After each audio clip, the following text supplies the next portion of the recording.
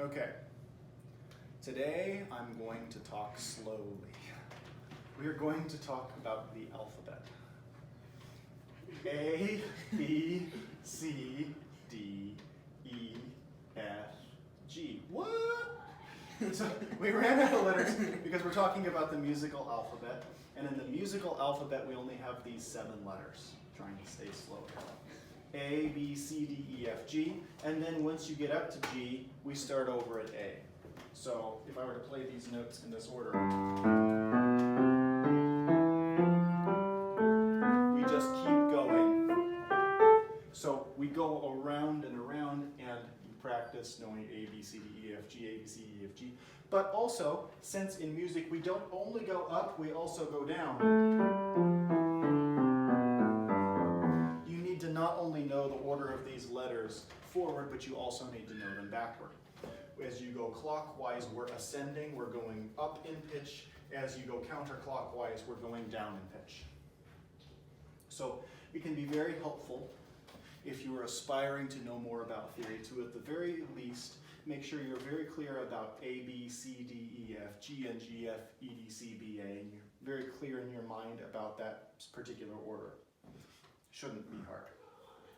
This is the other really relevant one, which, if you look carefully, is exactly the same letters, but they're ordered differently. Notice we have the A, B, C, D, E, F, G.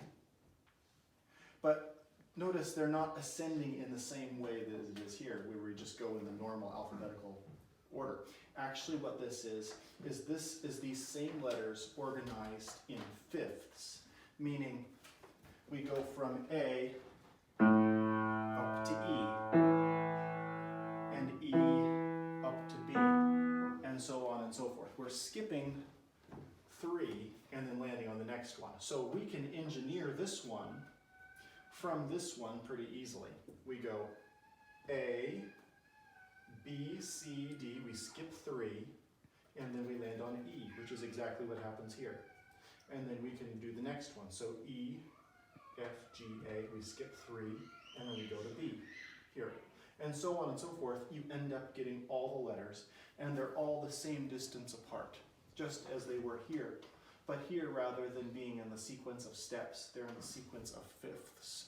Fifths going up when you go clockwise, fifths going down when you go counterclockwise. So if I were to play this in order, let's say starting in F, it sounds like this.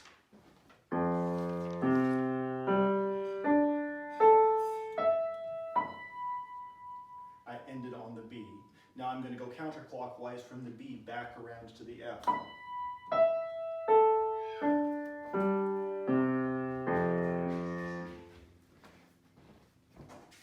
This is equally important in music theory to memorize the order.